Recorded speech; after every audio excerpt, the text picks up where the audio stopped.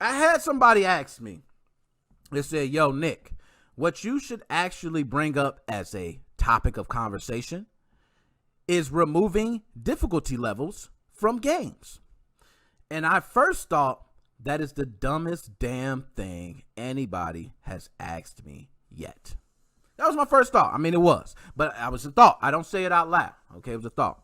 But then I came back, I thought about it, and I said every time I think something is very dumb, you guys know what I like to do. I like to weigh the pros and the cons, okay? So I weighed the pros and the cons of this. So if you remove difficulty levels from games, what do you guys think about that? You know, you turn on a game. The game has an easy mode. It's got a medium. It's got a hard. But what if I told you I'm just going to nix it off? You just play the game, okay? Do you think that makes it better or worse on a gaming experience?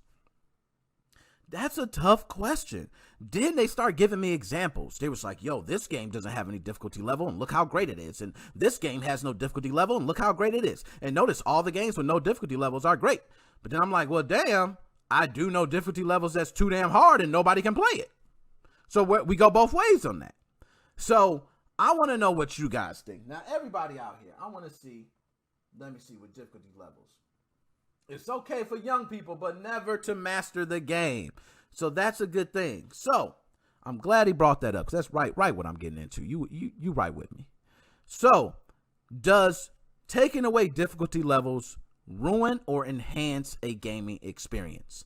That was really the question. And when he posed this to me, and you know, at first I told you, dumbest damn thing I thought of. Okay, I said, why would you ask me that? But then when I start weighing the pros and the cons, I actually start thinking about it. You know what? It's possible. I'm not 100% on that, but it's possible that removing difficulty levels could give the developer more freedom to streamline their game to one certain experience. That is the benefit.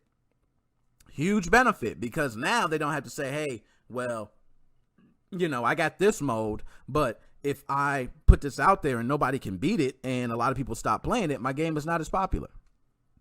Makes sense. So therefore we have an easy mode. Now, somebody mentioned to me about certain things some games have done. I think it was how you pronounce it, Kid Icarus on Nintendo, but I think theirs were, you know, if you're fighting good, it ups the difficulty. If you're not fighting as good, it lowers it. But the higher you are, the more stuff you get. The lower you are, the less stuff you get. I think that's a great way to look at it. It's something different.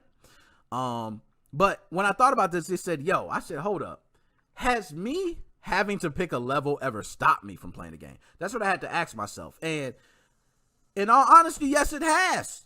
It definitely has stopped me. I remember playing God of War 3 on PlayStation 3, a beautiful masterpiece. One of the, oh my gosh. That game, if anybody walked by when I was playing it, just stopped and watched. It is just beautiful. Any God of War, shout out to you. Sony, I'm sorry. Y'all Sony guys, y'all should have said something about that. I would just shut up, but y'all didn't, okay?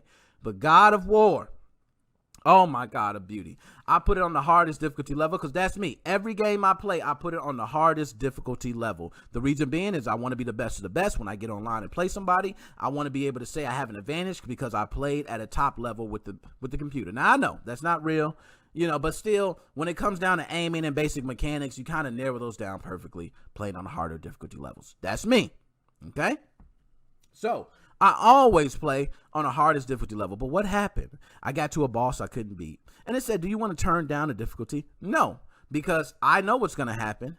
I'm going to miss out on something. I'm going to turn it down. And you're going to say, oh, you didn't get this achievement because you turned it down. So I'm not doing it. So I wind up never completing God of War 3. So yes, it has stopped me. Wonderful game. I don't remember. It was towards the end. It was one of the bosses I know because I was so far deep in that game. And man, it was hurtful. I might have to go back and play that, by the way. But let's go through pros and cons.